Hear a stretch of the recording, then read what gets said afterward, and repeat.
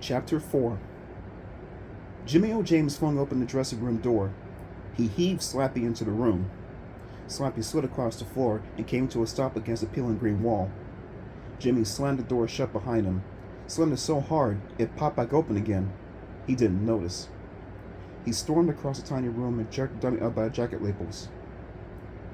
"The last time," Jimmy choked out, almost too angry to speak. His whole body trembled. His heart pounded in his chest. "I'm telling you, that was the last time you'll ever ruin the show, Slappy." He tossed the dummy onto the dressing table. Slappy's head clonked against the tarnished mirror. He nodded. "Ruin the show, Jimmy? Are you crazy? After today, you'll be famous." Jimmy sighed. "I'll never work again. You destroyed my career, Slappy. I'm ruined. Ruined. Are you pleased with yourself? Are you happy now?"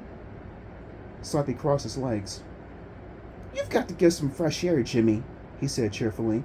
"You look terrible." "Shut your face!" Jimmy shrieked. He took a deep breath and held it. He crossed his arms tightly over the front of his black turtleneck. "Get control," he ordered himself. "Get control of yourself, Jimmy." But it wasn't easy. Jimmy could still hear the horrified wails and cries of pain from the kids in the audience. He could still hear the terrified faces, see the terrified faces, see them pressing their hands against their ears, begging them to make Slappy stop his ear-popping siren wails. Jimmy buried his head in his hands.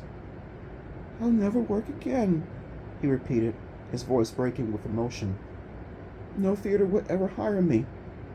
Slappy giggled. "That's showbiz." Jimmy raised his head and glared across the room at the dummy. "You'll never work again either. I meant what I said, Slappy. Believe me, you're finished. That really was your last chance." The dummy's wooden head shook no. "You can't get along without me." Jimmy's eyes flashed angrily. "Oh, really?" "Without me, you don't have an act," Slappy insisted. "Without me, you don't have anything. You're a cheap ventriloquist who moves his lips, and you wouldn't know a good joke if you heard one, which you never have." Slappy hopped off the dressing table. His shiny black shoes landed with a hard thud on the floor. "You're lame," he told Jimmy. "You're lame in every way. But look what I've done for you. Tomorrow, you'll be in every newspaper in the country." "Listen to me," Jimmy started. "You need me, Jimmy, old boy," Slappy continued. "How else could a geek like you get in all newspapers? So we made a few brats scream and cry. So we burst a few eardrums. Big deal. You'll be famous." "No!" Jimmy shouted, breathing hard. "No. No more. You're finished, Slappy. Here, look at this. I'll show you why you're finished."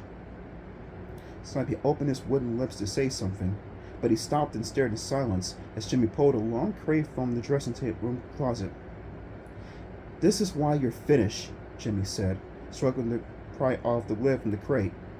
"This is why I'll never need you again." Slappy shuffled a step closer. His cold blue eyes gazed down at the crate. Jimmy pulled off the lid and tossed it aside. "Go ahead. Take a good look," he instructed the dummy. Slappy stared into the crate. A startled squeak escaped Slappy's throat. "No!" he cried. "No! I don't believe it!